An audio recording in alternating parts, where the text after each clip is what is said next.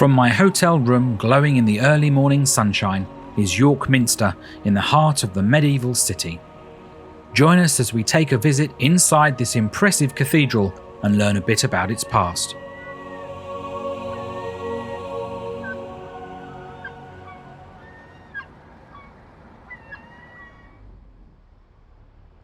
As we walk across the bridge heading to the Minster, I just wanted to give a bit of a backstory. The city has a rich Roman legacy. They were in control of York, or Eboracum as they called it, from 71 AD until around 400 AD. A wooden church was built on the site of a Roman settlement by the Saxon king Edwin. He converted to Christianity and was baptized in the church. Stone churches would follow, increasing in size and grandeur.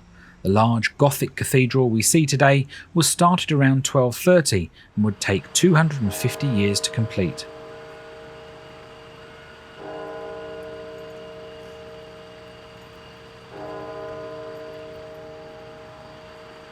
So I've pre-booked a ticket online to York Minster. You can't actually just walk up and go in at the moment. I'm not sure whether that'll change at the end of COVID, but you have to pre-book a time slot. I've booked 9:30 and we're on our way there now. For more information on tickets, opening times and booking, check out this website.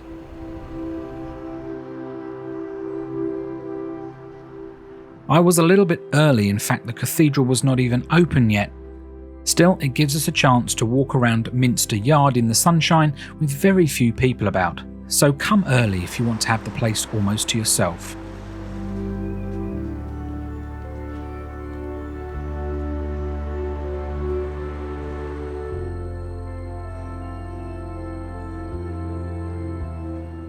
As we walk the yard and take in some of the stunning architecture of the cathedral, you can see reminders of when York was the furthest most city in the Roman Empire. This solitary Roman column, found in 1969 during excavations of the South Transept, lying where it had collapsed in around 400 AD, when the site was a Roman headquarters. It was reassembled to mark the 1900th anniversary of the founding of York.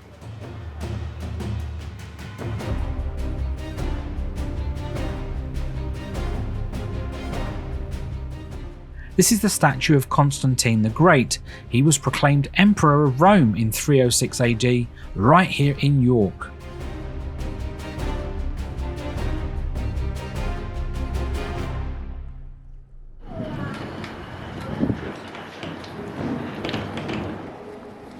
Welcome inside York Minster.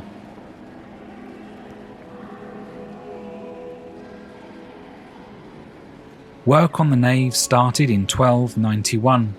60 years later, this Gothic masterpiece was completed, 80 metres long, 30 metres wide and 29 metres high, making it the largest Gothic nave in England.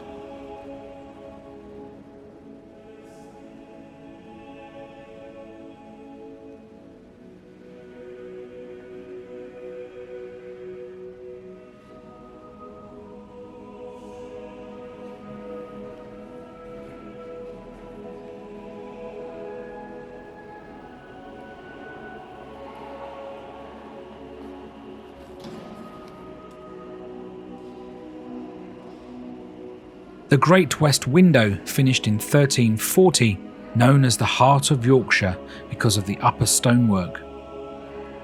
The Minster has the biggest collection of medieval stained glass windows in the country, some dating back to the 12th century. It is a small miracle that much of it has survived the ravages of time and war. In fact, since 1861, the church has been taking steps to protect the glass, being the first to add external glass panels over the windows, and now in more modern times embarking on a 20-year project to use more modern UV glass protection.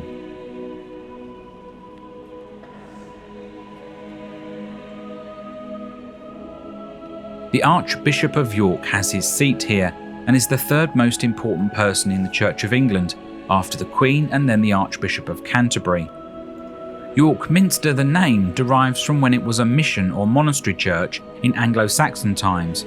Today it's more of an honorary title.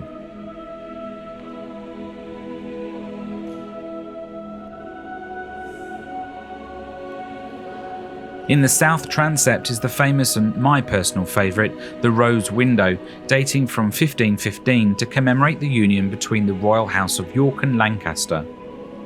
I visited the Minster as a child and it always stuck in my mind. It was only a few weeks after my visit in 1984 that lightning struck the church and a terrible fire ripped through the south transept. The window shattered into 40,000 pieces, but incredible craftsmen have managed to restore it. This is looking right up inside the central tower with wonderful detail. You can climb the 276 steps to the top, but today it was closed.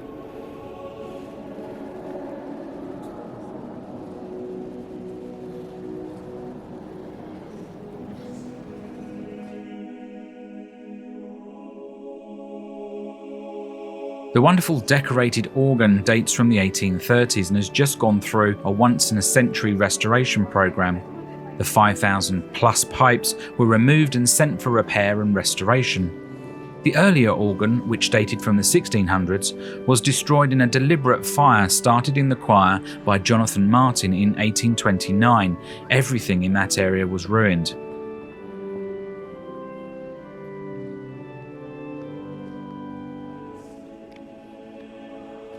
Below the organ is the King's stone screen, separating the nave and the transept to the choir.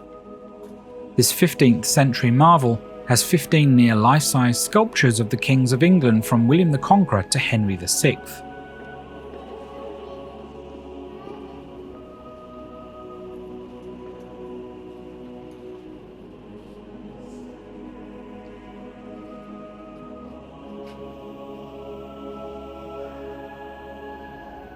Five Sisters window was dedicated to all the women of the empire that lost their lives in the First World War, the only such dedication in the country. The window dates from the mid-1200s, but was rededicated around 1924 after the windows returned following the removal during the First World War.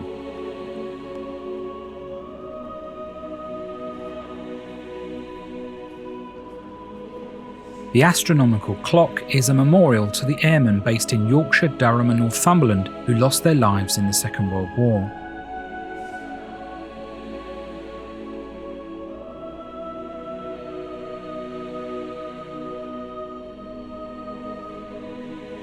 The chapter house is a real gem of the Minster. This octagonal room is supported by a timber roof rather than a central column. It was the earliest example of this design back in the 1280s. The vaulted ceiling is magnificent and there are some wonderful carvings in this space.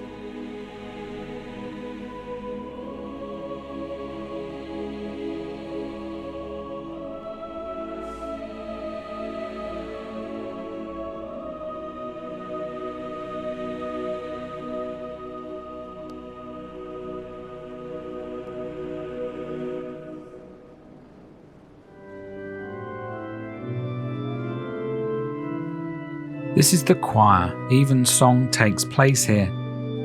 It was originally built between 1361 and the 1420s, but much was destroyed in the fire of 1829, as we mentioned earlier.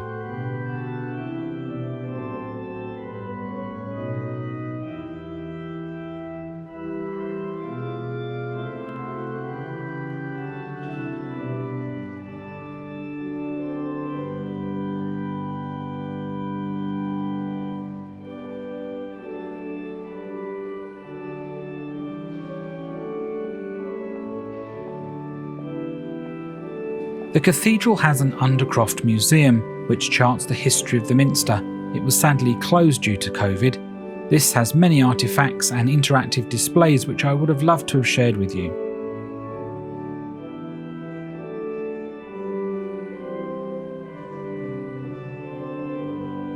The Great East Window is the size of a tennis court and is the largest expanse of medieval stained glass in the country. Absolutely wonderful.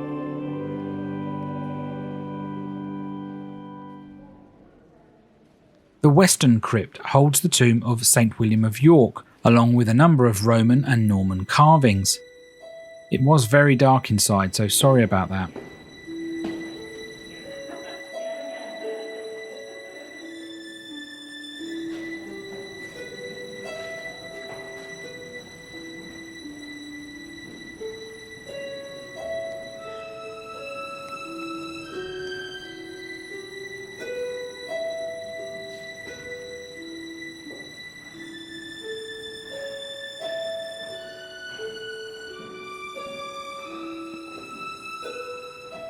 Here you can just about see a column base from the original Roman fortress on the site in 400 AD.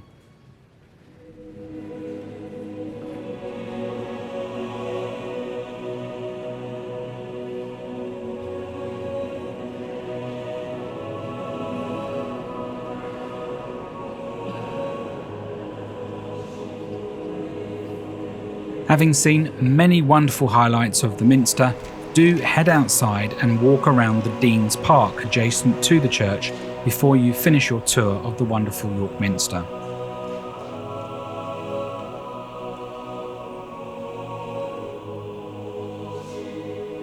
For more on York, its history and the many things to do, check out our other videos, the links will be at the end. We hope you enjoyed the visit. Do subscribe to see future videos. Giving us a like is also a great way of supporting us, but thank you very much and we'll see you again.